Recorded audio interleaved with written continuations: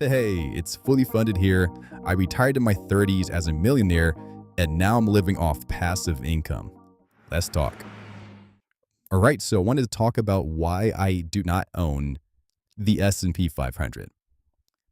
Now, first of all, the S&P 500 is known to be the standard, actually the gold standard of the stock market when it comes to equities, and it's comprised of the top 500 companies of the world, or just to say the American economy, right? And it's a pretty well balanced fund, right? You can get some decent growth and you get some income, some dividends, okay?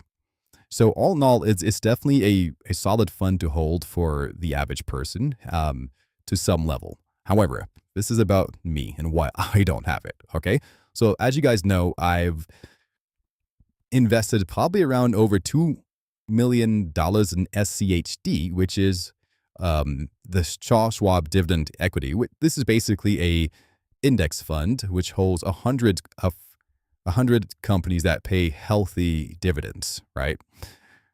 So I hold that instead, and the main reason why is because around 3.5% is as good as it gets for sustainable long-term dividends, where your dividends can grow over time without you thinking about it. The SP 500 only pays probably like 3 times that, like less than that, maybe 1%. The SP 500 paid 1.2 versus SCHD does 3.5% yield. Now, again, anything above that is usually going to sacrifice growth. So that's why I use SCHD particularly, right? That's number one reason. Now, let's talk about why I did not use SP 500 personally. Well, first of all, since right now I'm retired, I'm living off my investments. The yield was just too low for me. So even at $1 million, that's only 12K. That's only like 1K a month if you have $1 million portfolio. So that's not that attractive. Or $2 million portfolios and be 2K a month, right? That's what I call that's capital inefficiency, right? Like at a certain point, you want to have, when it comes to income, you want to have capital efficiency. And like I said, SCHD, which is the dividend, the best dividend fund out there, in my opinion, that pretty much does it as well as you could do it.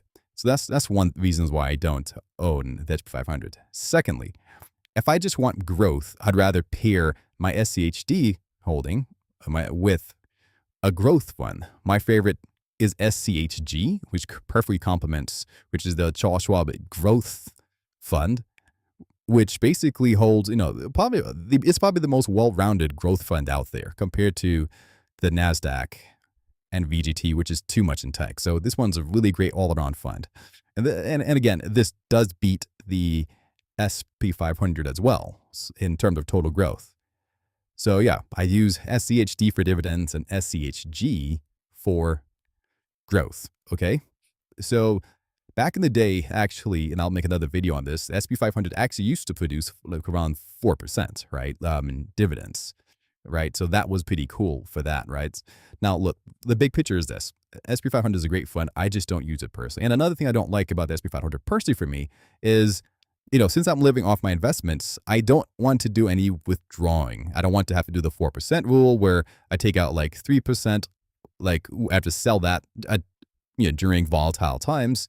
And there's something called the sequence of returns risk, which basically means if you're withdrawing off your portfolio, off the SP 500, you do run into real chances that you can have financial issues later, because if you take out money during a down market, then yeah, you could do that. Where if you are living off investments, or off your dividends, then technically speaking, that really probably won't happen, because you get into income, right? And people who say it's the same thing, like dividends or withdrawing the same thing, that's not necessarily true. It's not technically true, right? When you get paid with dividends, you get paid from company profits. That's cash flow, regardless of what the stock market's opinion is. Okay, and even though there are people out there that say, well, when you get paid a dividend, it drops around the same percentage.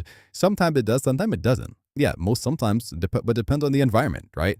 And for now, since I'm living off my investments now, I need stable cash flow. And again, to balance that, I use SCHD or other growth funds and individual stocks and other really high upside plays. But anyway, I just wanted to say that. So it's all my SP 500 is a cool fund if I was not living off my investments. But since I am, it's pretty inefficient for me. It's capital inefficient, and it has more risk that I may run out of money or at least affect my portfolio size. So I just wanted to share that. Hope all's well.